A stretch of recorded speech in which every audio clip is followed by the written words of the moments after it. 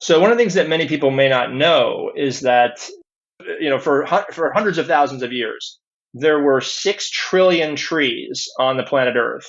And once people came along, we basically have now taken 3 trillion trees away. So we basically have half the trees on the Earth that there were not all that long ago. And so part of what we're trying to do with carbon counts in EverForest, and in collaboration with other folks as well, is to try to put 1 trillion trees back.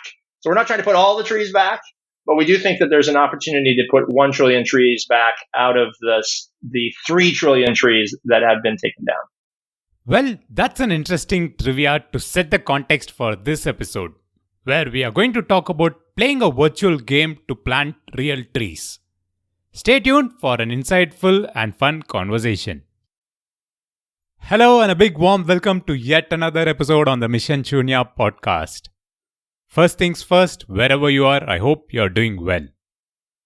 Well, this is episode 90, and if this is the first time you're tuning in, please check the podcast page or archives to check the full directory of episodes covering a wide range of stories around the global transition to the net zero carbon economy.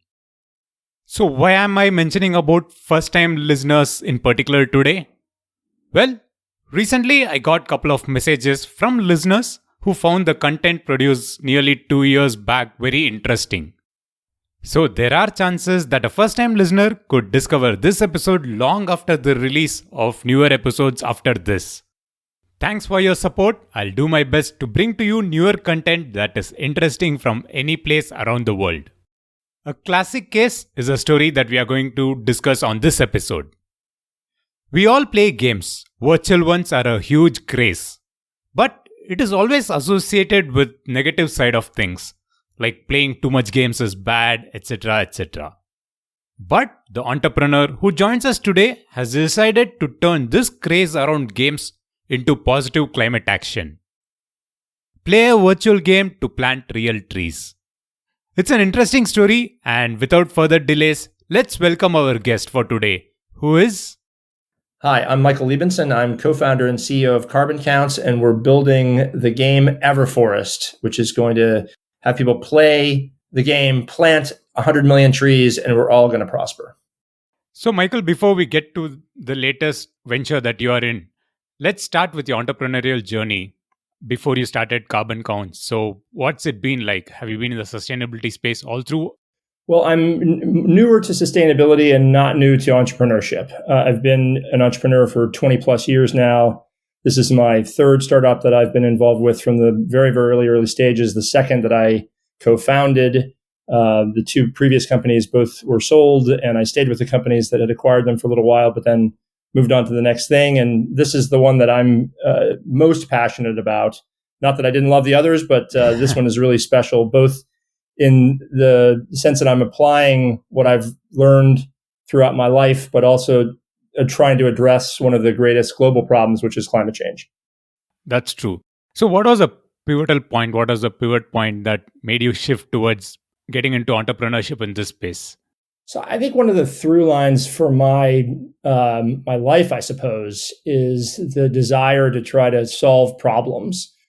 Mm-hmm. From the earliest job that I ever had when I was a strategy consultant, and I tried to work on solving big problems for big companies.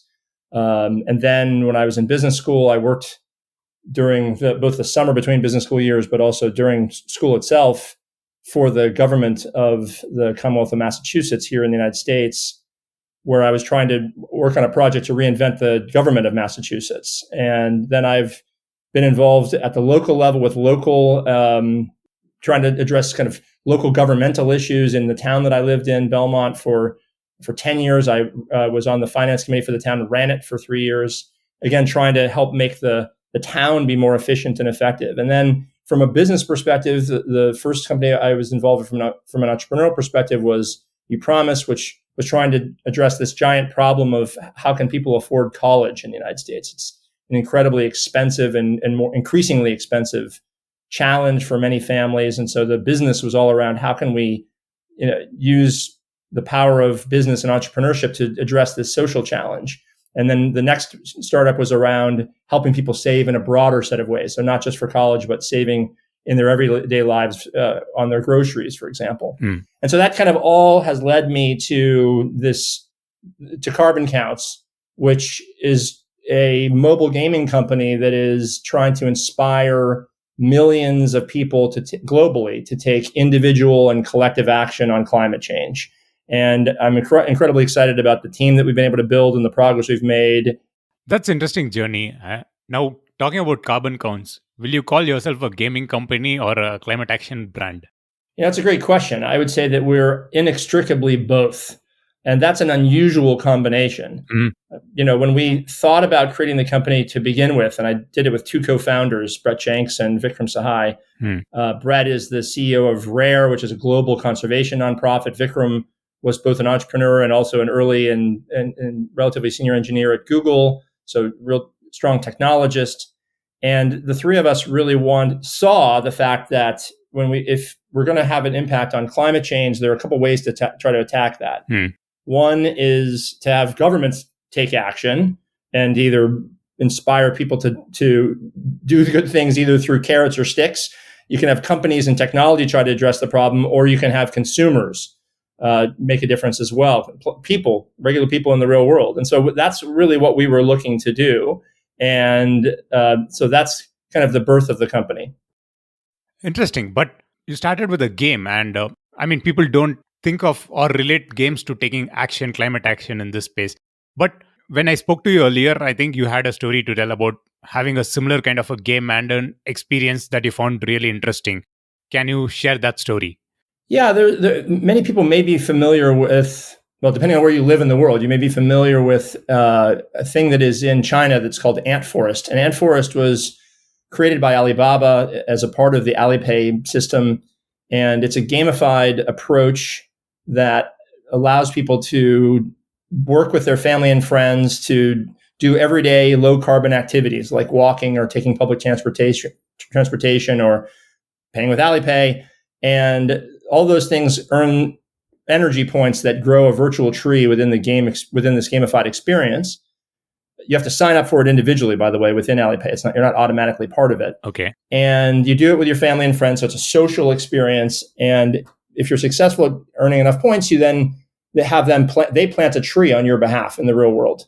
And what was interesting about that was that there are 900 million people in China that have smartphones, and Alipay has been able to get 600 million people to be involved with AntForest and plant over 300 million trees. And that was really inspiring because, you can't pre-install an app on people's phones and have 2/3 of the people use it. So it sort of spoke to us that says there's something about putting together engagement, play, and doing something that's fun and social with purpose, with doing good in the world, with helping to address this intractable problem of climate change, where many people see it as a problem, but they don't know what they can do about it. And so the idea that you can have this gamified way to make a difference, we think that that's actually an interesting insight that Alibaba has come up with and been able to act upon. And we said, what we want to do is actually take that to another level. We want to make that global, and we want to make that really fun first, to start with a really powerful, engaging game that is completely combined with taking climate action. And so what the game does is that the game is called EverForest, by the way.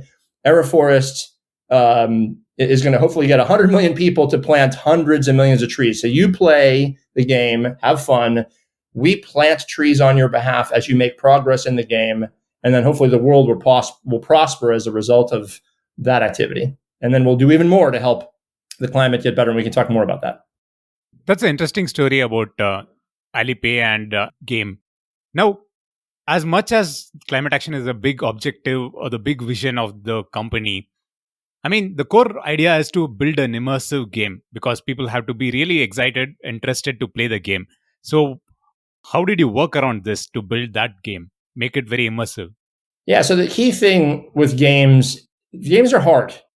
There are 3 billion people in the world that play games. Mobile gaming is actually the largest portion of that. What EverForest is and will be is a free-to-play mobile game that will be free for everybody in the world to play. And it's, by the way, it's live right now in beta, but we'll be launching next year, and we'll talk more about that. But the whole idea is that you leverage this universal power of play, this incredibly engaging platform in form of mobile gaming, which so many people do. We're effectively meeting people where they are.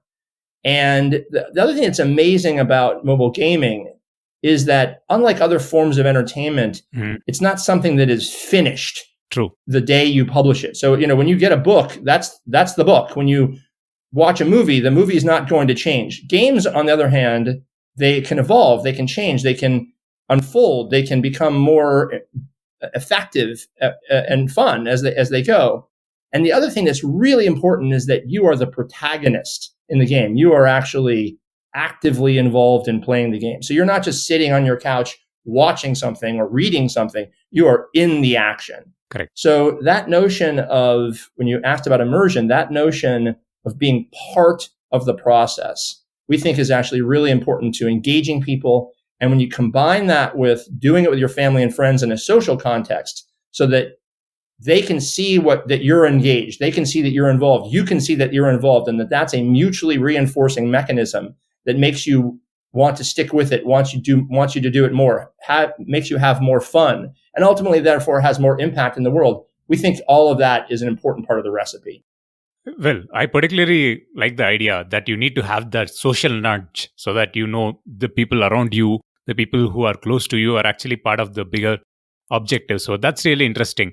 Now, how many months did you take to kind of get this game developed into a beta version that's currently running? The company was founded in late 2020. And then in early 2021 was when we started first hiring the team that helped us think about this problem and ultimately became the core of the team. So there is a game that some people may be familiar with called Club Penguin. And Club Penguin was started in British Columbia by a team of folks, and it became the largest children's game in the world with 300 million players in every country on earth. It was acquired by Disney. It was hugely successful. And a number of the core original members of the Club Penguin team are the original core members of the Carbon Counts team and are building the EverForest game. Nice. And so that's kind of where we started. And so, as I said, games are hard. You need to have really, really, really talented, experienced people to do it. And that's sort of the original group that's kind of getting it going. Well, the game definitely sounds really interesting and exciting. Now, moving back to the business side of things. Now, when you say it's going to be free and you're going to have a bigger objective to do, the real question now boils down to how do you allow people to play for free, but how do you also ensure that you plant trees? So how are the economics working around this? Yeah, games are a really big business. Now, games come in different forms. Some of them are, like console style games where you basically pay up front to be able to play the game, and then it's essentially free after that. And then there's, a giant genre of games that are free to play games. And free to play games aren't totally free in the sense that they do make money. And the way they make money is primarily through two mechanisms. One is they have what are called in-app purchases. So when you download the app for the game, you have the option of paying money to be able to do things like buy gold bars or diamonds or things like that within the game that allow you to get progress in the game, to go faster in the game, to have certain elements in the game that you desire. So that notion of in-app purchases is a revenue mechanism for free-to-play games in general.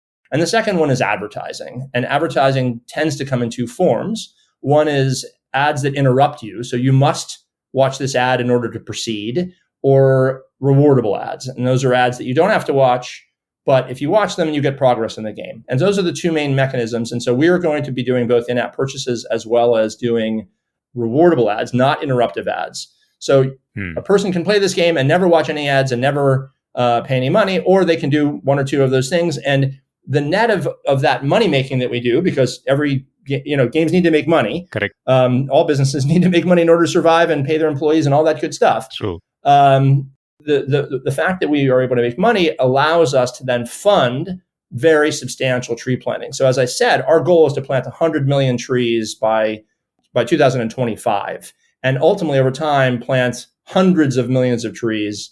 And in order to do that, we have to actually make money to do it. So we fundamentally believe that this is a business that can do good and do well at the same time, and that those things are mutually supportive. That's interesting. I'm sure the reason I asked this question was a lot of users typically are not aware how the business model works around free game, but still having an impact. So that's the reason I asked this, and it's very wonderfully put. Now, moving back to the bigger objective, tree planting. Tree planting, there is a perception that a lot of things, a lot of carbon credits and tree planting and everything associated with it is a little hazy at times because you're not sure whether it is truly planted or the money was spent in the right way. Traceability is a big issue in this space, or it has been in the last few years when a lot of money has gone into carbon credits and carbon offset projects and so on. But traceability has been an issue. So, how are you going to work around this aspect? Sure. So carbon credits and offsets a lot of times are, and I think they're still in an early stage of development. There's still a lot of issues to be sorted through with how to do that most appropriately and most effectively. And I think many people are working on that. I think we'll do it. But I think one of the challenges with carbon credits is that they're often associated with forest preservation as opposed to forest planting, which is a great thing because forests, when they're already there, are sequestering lots of carbon and they're really good for the world. The problem is that sometimes forests are sold as carbon credits when they were, and essentially the promise is they're not going to be taken down, but there was never a plan to take down that forest anyway. So you actually haven't done anything by preserving the forest because it was already going to be preserved. So that's what's called the additionality problem. You haven't done anything additional. There's also an issue with what's called leakage, where you preserve this forest, but then you just take down a different forest. Correct. And so I think there are challenges with preservation when it comes to carbon credits for those kinds of reasons. When it comes to tree planting, you don't have an additionality problem. If you really plant the tree, you've done something. And so the key thing around that is actually preservation and trying to keep the tree around for a very long time. So that's one of the reasons why, at least initially, we're more focused on tree planting than preservation. But preservation is certainly a great thing, and I'm hugely supportive of it. We do our tree planting with a number of different partners who are experts at this and are really great at it. So one of them is a company called Reforestation that's based in the US. It's one of the largest tree planters in the world. They planted close to 1 billion trees at this point. Another is a company called Earthlungs Reforestation that's based in Kenya. They're smaller, but they're great. And we've already planted well over 100,000 trees with them, even in our kind of very early stages. And as we're recording this, I'm just about to be going to Kenya to meet with them for 10 days and to visit a bunch of the tree planting operations that we have. I'm going with our Chief Impact Officer, Nicole Rustad, and we're going to check out what they're doing and really be on the ground with them in a couple different places in Kenya, and both on the coast and near Lake Victoria as well. And so I think that there are ways that this can be done really well if you work with the right partners and you're very diligent about oversight. Nicole was at Disney at Club Penguin before, and one of her core things was working around sustainability with Disney and helping to vet the kinds of sustainability projects that Club Penguin used to work with as well. So we have experience as a team on this, and we're going to be very diligent about making sure that we're doing the right thing. We're absolutely committed to that. That's good to know that you are having a good team that has significant experience in this space to kind of tackle this problem. Now, coming back to the game, I'm really excited to play the game myself, but I'm sure it's not available in my region. So how is the beta version doing? Like, what is the feedback? So how is the rollout looking like? Yeah, so we're really excited about it too. Games are hard to do. They're hard to create. They take time. They have lots of different elements. You have to have great story. You've got to have great art. You've got to have, the gameplay itself. The core mechanics of the game have to be fantastic. The user experience has to be understandable. You've got to manage the process well. You've got to have, the code has to be written in a way that's going to be stable and not going to break. So there are a lot of different pieces to it. It usually takes 2 or 3 years to actually build a great game. And so we've got a terrific team of 25 folks that are working on this. We're about 18 months into the whole process, and we've got a beta game that's live right now. It's currently live only in the Philippines. And so we're still small, just sort of getting things going. We will do a kind of gradual rollout, sort of soft launch a little later this year. So just in the next couple months, basically. And the global launch is intended to happen for essentially Earth Day in April. That's what we're targeting. So, it may come to you or wherever you are before April, but, hopefully everyone in the world will be able to access this game April of 2023. Well, wonderful. That's a good date, good target date to have launched this game globally. So I'm really looking forward to that. And I'm sure a lot of people will be looking forward to that. Now, Michael, on a final note, on a personal note, as a person who has been passionate about sustainability and setting up a business in this space, what would be your input or your feedback to people who want to take climate action in a small way? What would be your personal message to people who want to take climate action in a small way? That's an interesting question. What I would say is that, the vast majority of the people in the world know that climate change is a problem. No, they know that it's a challenge. That's not something that most people need to be convinced of. The problem is that we have a collective global challenge with actually doing something about it. And each individual feels like, well, I can't really do much. All right. And so when each individual person thinks that way and you roll that up into nobody doing anything, then that's a problem. And so the right way to get there, in addition to, of course, taking government action and using technology and having companies do their part, is to have each and every one of us do the little things that when you add it all up by the millions and the hundreds of millions actually make a really big difference. So when you think about, the notion of wasting less food, eating, more leftovers, unfortunately in the United States, there's, way too much food waste. And, that's something that virtually, everybody can do in this country and a lot of places around the world. There are people that you can eat a little bit less meat. There's a huge amount of land that is used for grazing of cattle, for example, that, many people in the States, I know it's a very different story in India, but many people here and other places, eat more meat. And, if they eat a little bit less meat, that's actually good for the world in a variety of ways. People can, work their way towards using more green energy and less carbon fuels, whether it's driving an EV or having electric heat in their house or electric cooking or, as I mentioned, transportation. You can carpool instead of driving or take public transportation. There are lots of things that people can do individually. And what we're going to do with EverForest, with this game, is to not only have people play and have fun, not only plant trees and actually make a difference, but we're also going to encourage people over time to do the kinds of things that I just said. And all of those little things will give you progress in the game, and you'll do them in a social context with your family and friends. So you'll do them, they'll do them, they'll see you doing them, you'll see them doing them. And when that happens, we think that we can really drive behavior change. There's a lot of behavioral science that suggests that if you see that a change is needed, and you believe that a change is needed, and you see your family and friends doing those changes, you observe that change happening, you're more likely to change as well. And so that's what we're going to do with EverForest. We're going to try to drive really significant change. And, people can do those little everyday things. And when you add them all up across all of us across the world, we can change the world. Wonderful, wonderful. A lot of interesting action items that anyone can take. I particularly like the idea about food waste. I mean, the problem is not well spoken, but everyone can actually minimize the food waste that happens at source when they consume. So that's a easy action item for anyone. On a final note, I am really looking forward to the game, and I'm sure a lot of listeners, after listening to this episode, will be looking forward to the game. So with the new round of fundraising and everything, anything between now and April 2023 that we should look forward to? Any big announcements coming up? Well, again, depending on where you live, we'll be live in different countries before that. So, when games roll out, they tend to roll out in these kind of phased ways because, as I mentioned before, games evolve and they're not just finished on day one. So, what you do is you go out into the market and you make sure that people respond to the game, that they really like it, that they want to stick around, that they want to keep playing it, that it's legitimately fun. Games have to be fun.